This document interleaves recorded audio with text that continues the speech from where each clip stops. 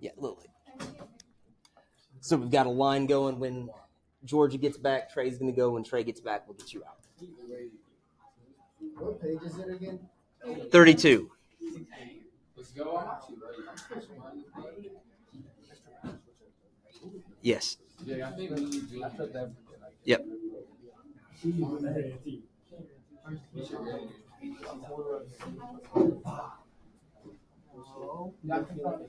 Yes.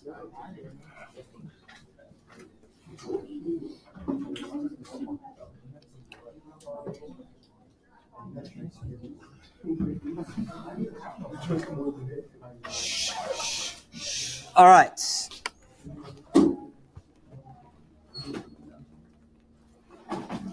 Yeah, we need to make sure side conversations are stopped.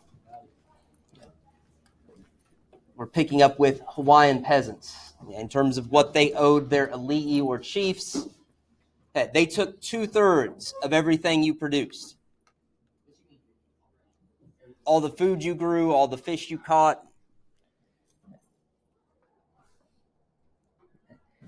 And if you were a male, you could be called up for military service.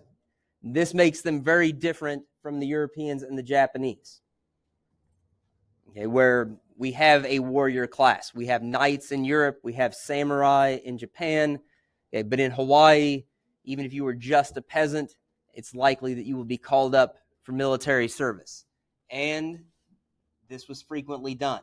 Every time a chief died, there was a good chance that there would be war among the other chiefs.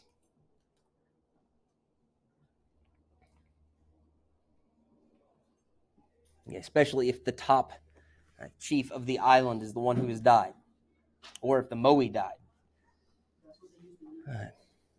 So there would be a scramble to see who's going to take over next and decide how the islands get carved up.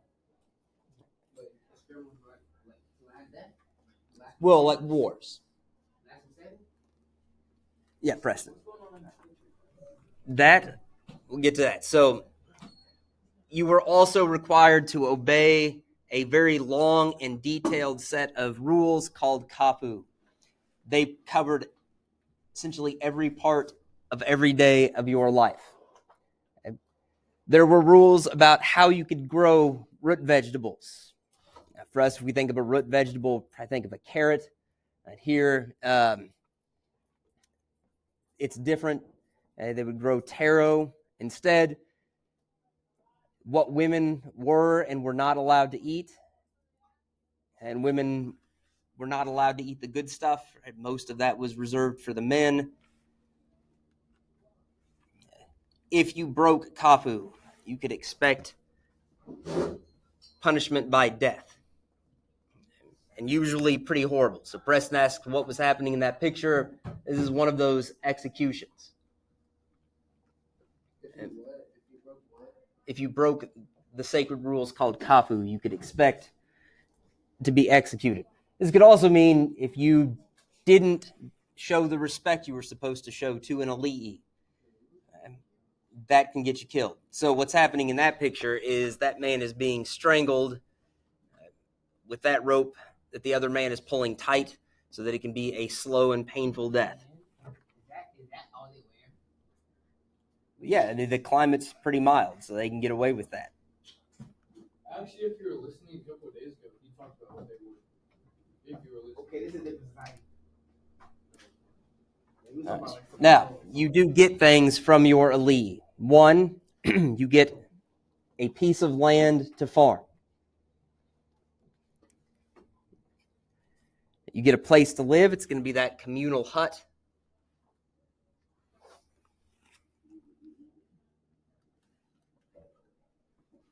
Before we get to that one, we'll go ahead. We'll hold that other part off. Your chief provided you with protection from the supernatural. Okay, so bad spirits, angry gods, that kind of thing.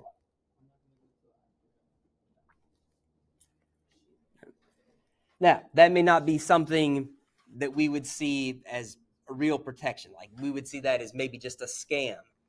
Okay, but right, because of a lot of the things that the Hawaiians did in terms of their detailed rules, they were able to avoid some threats to their crops and livestock. And so if you're a peasant, it kind of looks like you really are getting this protection from supernatural threats, as you considered it a valuable service. And like a peasant in Europe, you had certainty about your place in life. You had land, you had a home. And actually, a chief has a good reason to make sure that you feel like that land is going to be yours for a long time. As we saw in the way Hawaiians set things up, building fish ponds, building taro pools out of stone, a lot of that takes a ton of labor to get started. If a peasant doesn't think that their chief is going to let them use that piece of land for a long time, they're not going to put in the work. You don't want to do that just to find out that the chief is going to take the land away from you and give it to somebody else. So you had pretty good security in knowing that that land was going to be yours to work. And like a European peasant, you had this certainty as long as you did what you were told to do.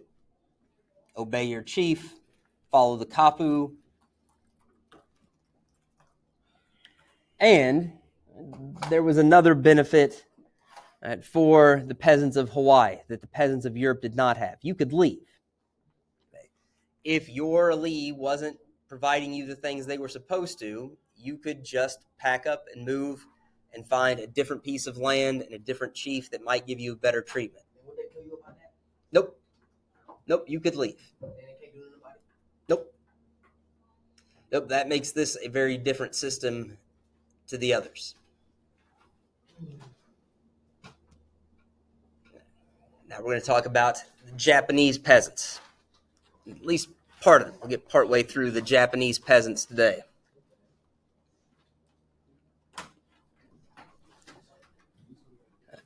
Are we gonna do all one before five?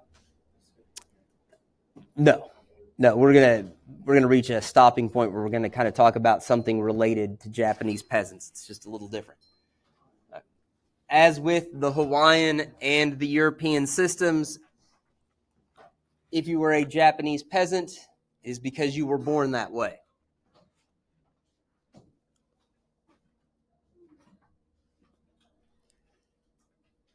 Now, one of the things that makes the situation a little different for Japanese peasants is that if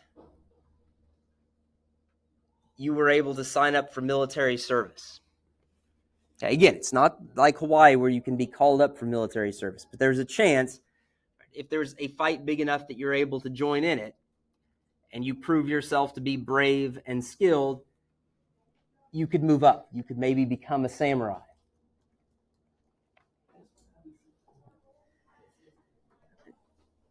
You could also expect to live longer than a European peasant. 50 years, which means about 43% longer than a peasant in Europe. Yeah, now some of this is not quite a fair comparison. Peasant life in Japan continues up until after the Americans have fought the Civil War. So we're talking about hundreds of years difference in terms of how long Japanese peasants were still around. Now, your diet, if you're a peasant, and you're comparing what you get to eat compared to, say, the daimyo around you, right, or maybe even the samurai. If we think about the Japanese diet, we probably think of rice and fish. Yeah, but if you were a peasant, you didn't eat rice. Rice was for the rich people. You ate things like millet, which we really don't eat in the United States, but I mean, it's fine as a grain. You ate greens that Americans would not want to see in their salad. I mean, they might be pretty tough. They might not taste the best. But right, on the flip side, you might actually get more nutrition from your food than the nobles got. It's not as fun to eat, but better for you.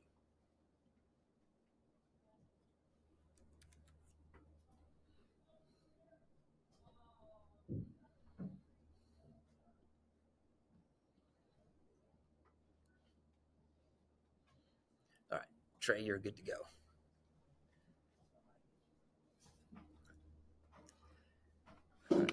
And there's really one key reason for this.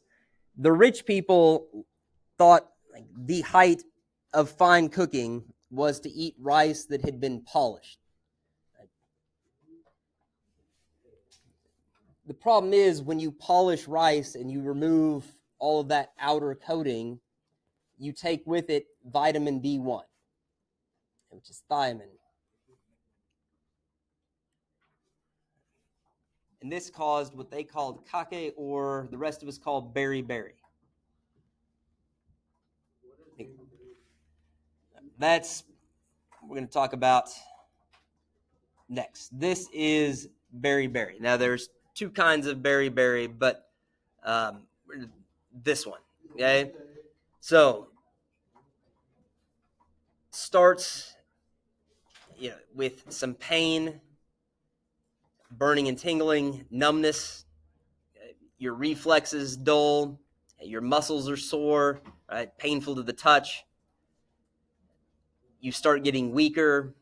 Right? Part of this tendon and muscle problem is your wrists, and you're not able to kind of keep them, so they just dangle like that. These are photographs. I mean, people have suffered from beriberi. It was pretty common for POWs captured by the Japanese, for example, during World War II. But for the Japanese, this was primarily something that happened to the nobility.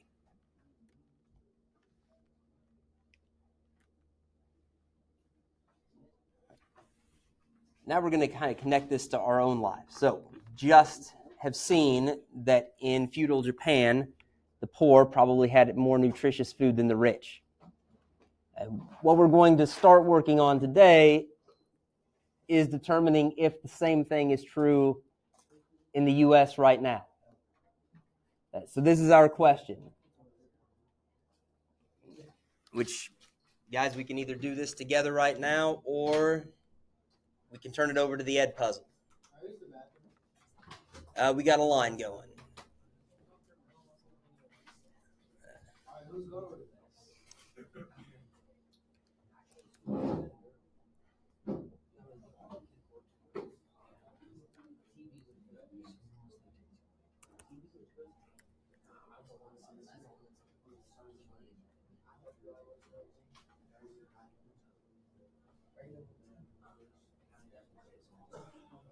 Okay, Lily, you're up.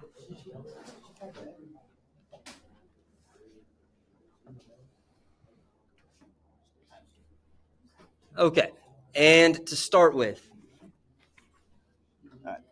Brennan, Jay, CJ, guys, I am not going to talk over you.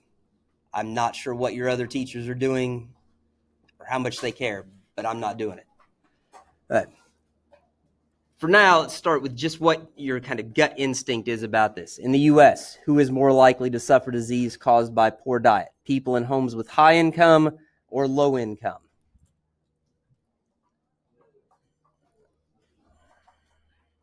This ain't even in our notebook. It's not. No, this is for the pear deck. Oh, shoot. Oh, wait, what is it? What's the question? In the U.S., who is more likely to suffer disease caused by poor diet? People in homes with high income or low income?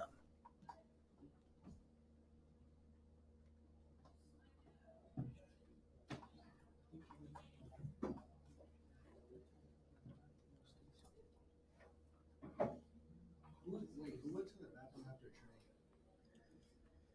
All right.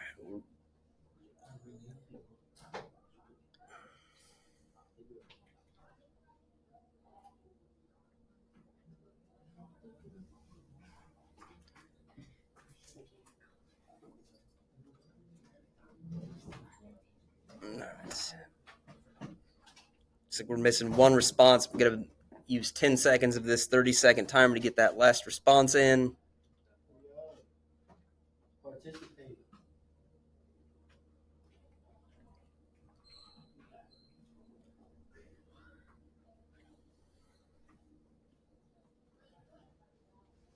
All right. Almost all of you said that the reverse in the U.S. is true, right? Whereas in Japan, the rich were more likely to suffer diseases caused by poor diet. In the United States, it's people in low-income homes? Well, we're going to find out. So in the Pear Deck, you have the ability to move dots around. So I want you to pick from these lists, what are the healthiest foods we can eat?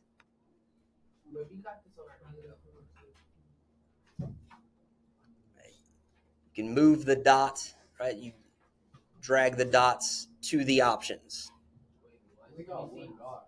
Well, yeah, it's only one dot on each side, but it's still on each side. Okay, then if you only have one dot, move one dot. So the healthiest food out of everything, I got two. to me, it's like Totino's pizza. I got two Yeah, dots. that's the pizza rolls.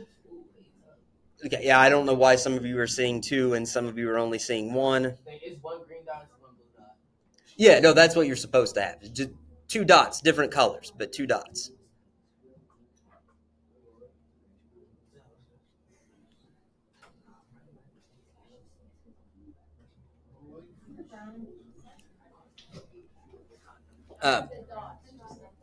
Okay, hit refresh.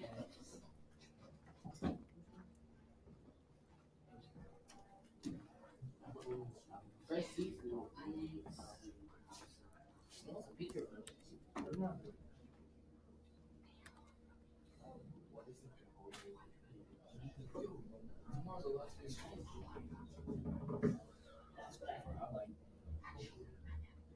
All right, Jarrett, you can fill your water bottle.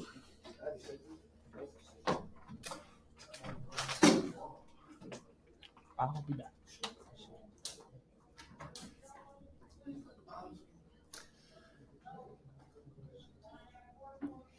No, I didn't get the move on.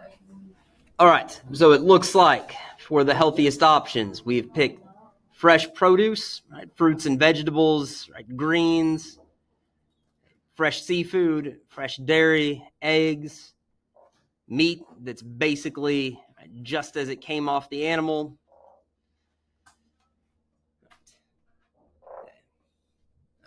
Bacon, let's not do that, if that's what that is. Okay.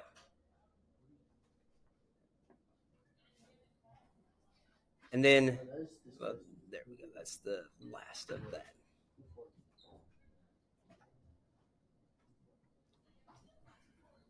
Okay, so then, right, this is going to be kind of the reverse of what we were just doing. Yeah, if you'll make your own pass. My computer's having a hard time running all of that stuff at once. Okay, drag your dots, the most unhealthy foods we can eat.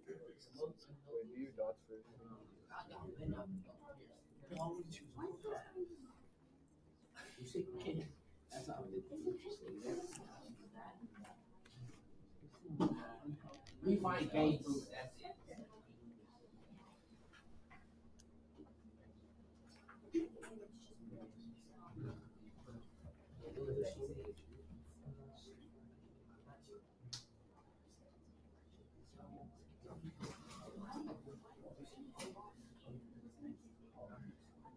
All right, we're going to take 10 seconds of this 30-second timer for you guys to finish moving your dots around.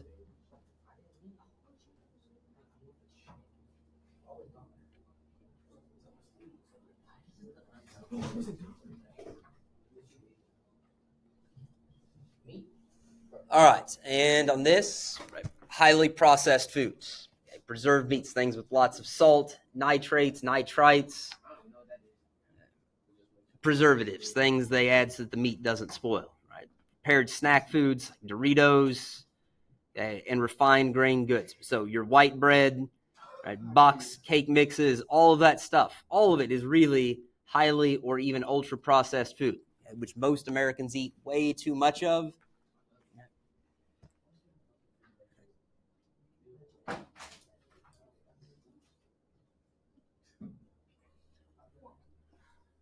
Okay. And now you've got a list of choices. If I leave it up there, you have at least. Oh, there we go. Okay, you guys can see a list of diseases. Okay. So select the one choice you think is correct. Diabetes. it's where we're gonna be stopping today in the notes.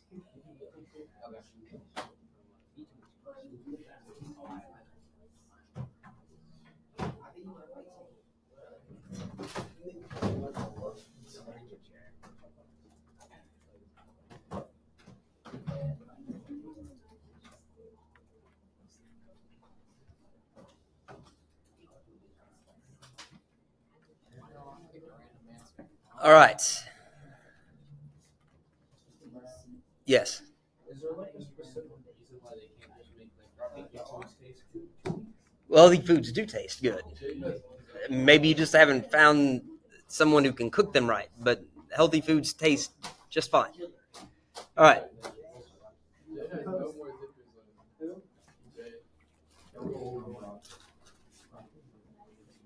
You gonna eat that?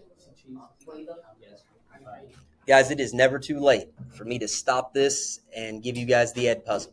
Right? After you've spent all of this time doing this, you can still do it all over again. The correct answer is that it is all of those diseases, from obesity, cirrhosis of the liver, right, which is scarring your liver to the point that essentially your liver dies, and shortly thereafter you die too. Diabetes, yes, cancer, heart disease, diabetes, all of these things are associated with bad diet. Yeah, if you drink a lot of pop or eat a lot of foods that have high fructose corn syrup, you can damage your liver, much the same way as somebody who drinks too much alcohol.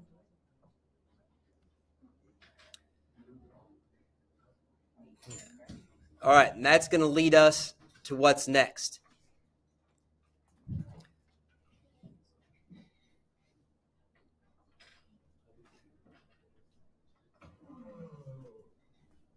What we're going to start in on is the assignment I'm going to hand out to you right now. Yes, you were done with your notebooks.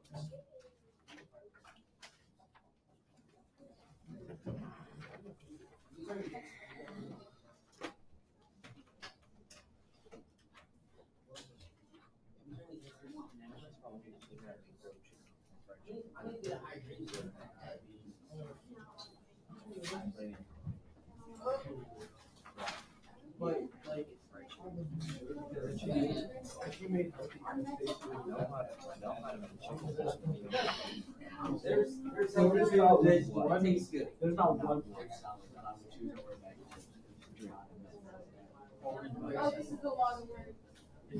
Yes, but if you guys will make it so that I don't have to talk over you, it's not going to be that bad.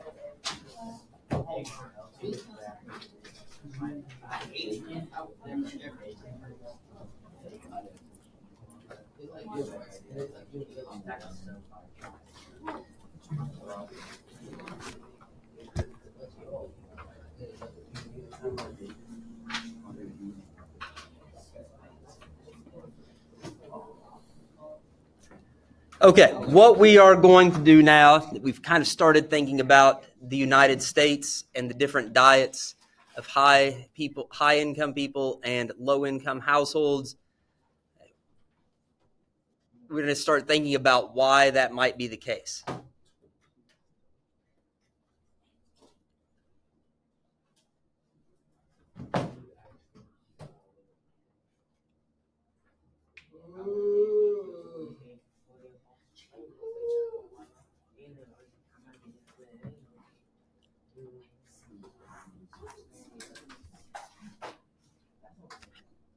All right, so you guys were able to reach the conclusion that is shared by most studies that are done by academics, government agencies, and other diet experts. People with lower incomes are more likely to have poor diets and diet-related disease. We want to know why this is. One reason is that fresh and healthy foods are often more expensive than ultra-processed foods. This means that people in lower income households cannot afford healthier diets sometimes. So for a lot of people, healthy eating is a luxury they can't afford. Another one of the key reasons for the difference in diets is what are called food deserts. Okay, food deserts are parts usually in cities, but also in rural areas where people who live there do not have easy access to healthier food.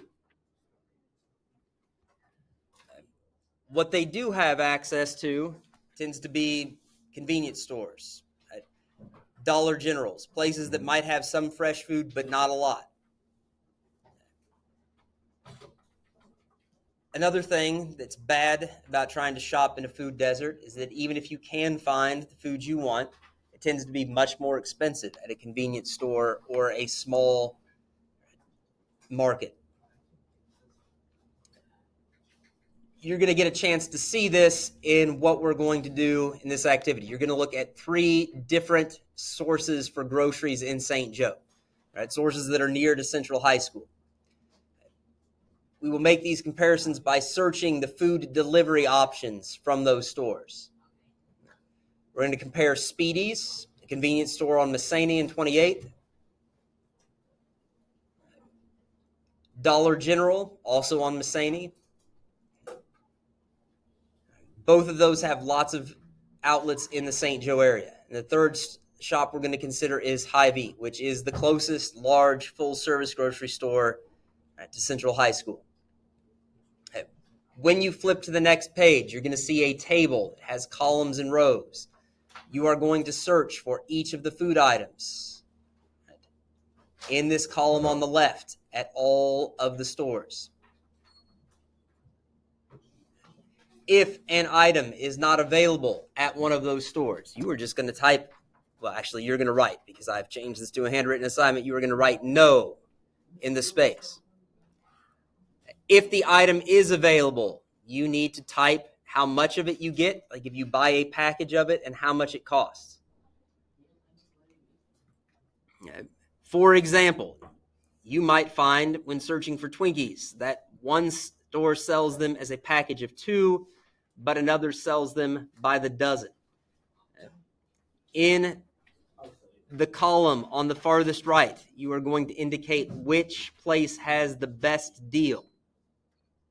It doesn't matter if 2 Twinkies cost less than 12 if each of those 12 Twinkies in the bigger box costs less. So you're going to have to think about this. That gives you a rundown of the math, right, for how you would compare. To indicate the best deal, you're going to write S for Speedy's, D for Dollar General, or H for Hy-Vee. You've got a couple of minutes to start. You're going to work on this with your group. And I do mean you've got just a couple of minutes because we do have an exit slip. Your links, no, we're starting it today. Your links to, all right. CJ, Jay, Jared, you guys are killing me. Why do I always have to talk over you? But you are. You guys are saying something.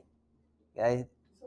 Now, it's an annoyance to me, but this kind of thing is what's killing so many quiz grades in this class and is the reason you guys have less time to start on this than we should have.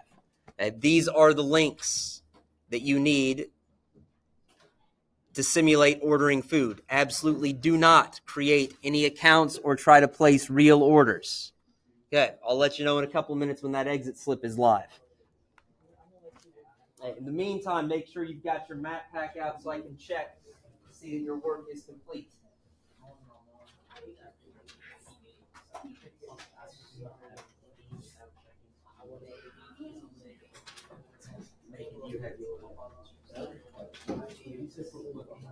I know.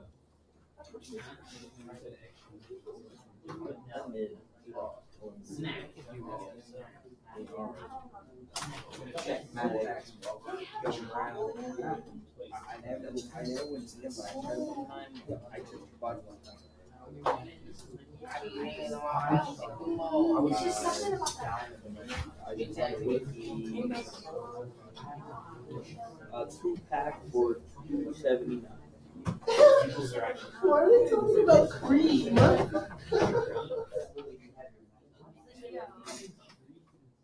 No one. So we'll come around and check.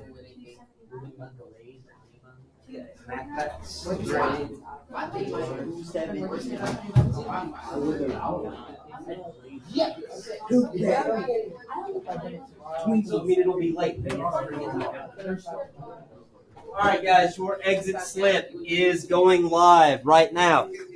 Okay, it is also a geography exit slip, just like the Do Now, meaning you're going to use Map Pack 1 to answer the questions.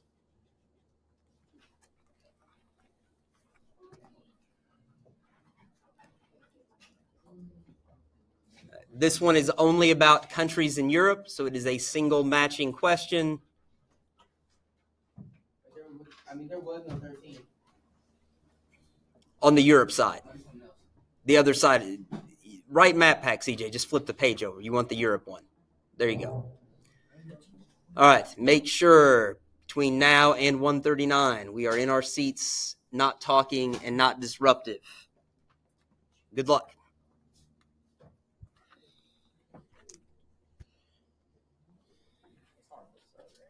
Yep.